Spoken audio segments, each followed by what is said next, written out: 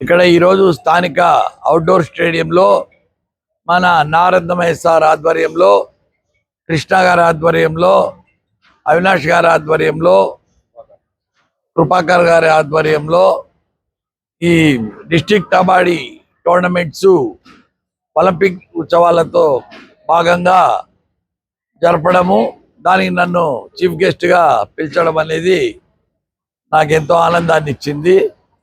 ముఖ్యంగా పిల్లలు చాలా ఉత్సాహంగా పాల్గొంటున్నారు. కానీ ఒకటి నాకు లైఫ్లో తెలిసింది ఏమంటే, పిల్లలు బాగుపడాలంటే ముందు పెద్దలు బాగుండాలి. అంటే వాళ్ళ ఫ్యామిలీలోనే ఇంటి పెద్ద ఉదయాన్నే లేయడము, వాకింగ్ అవి చేసుకోవడము, క్రమశిక్షణ అనేది ఇంట్లో కనపడితేనే పిల్లలు పెద్దలు చూసి అనుకరిస్తారు. పెద్దవాడే తాగుపోతాయి, తిరిగిపోతాయి, చాలా చెడిపోయి ఉంటే ఆ కుటుంబం నుంచి పిల్లవాడు వచ్చి ప్రపంచంలో అత్యధికంగా డెవలప్ అయ్యే అవకాశాలు చాలా తక్కువ ఉంటాయి. కాబట్టి ఈరోజు నా మెసేజ్ ఏమంటే, ఇంట్లో క్రమశిక్షణ, పెద్దలు బాగుపడితేనే పిల్లలు బాగుపడతారు. కానీ స్పోర్ట్స్ వలన చాలా అడ్వాంటేజెస్ ఉన్నాయి. స్పోర్ట్స్లో పాల్గొనే పిల్లలకు దేహదారుఢ్యం బాగుంటుంది, అంటే ఫిజికల్ బాడీ బాగుంటుంది. ఫిజికల్ బాడీ బాగుంటేనే మైండ్ కూడా బాగుంటుంది. వాళ్ళు ఆత్మరక్షణకు కూడా ఉపయోగపడుతుంది. తర్వాత డైట్ అనేది కూడా మేము పదే పదే చెప్తున్నాం, ఫ్రూట్స్, ఎగ్స్ ఇట్లాంటివన్నీ బాగా తీసుకోవాలి. మెడిటరేనియన్ డైట్ అని అది వచ్చింది, ఇప్పుడు ఒబేసిటీ రాకుండా కాపాడుతుంది. చిన్నపిల్లల్లో ఒబేసిటీ, స్థూలకాయం ప్రాబ్లం ఎక్కువైంది.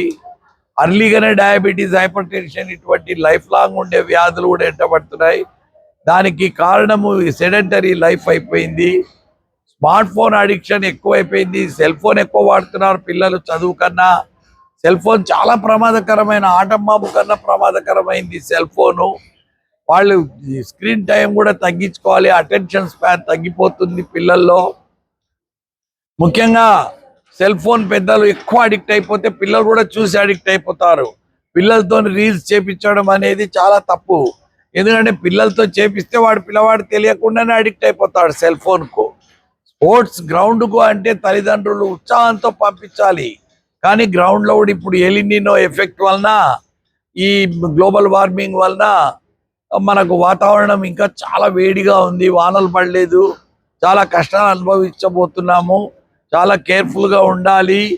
సో మానవ హృదయాలు మారాలి మానవులలో.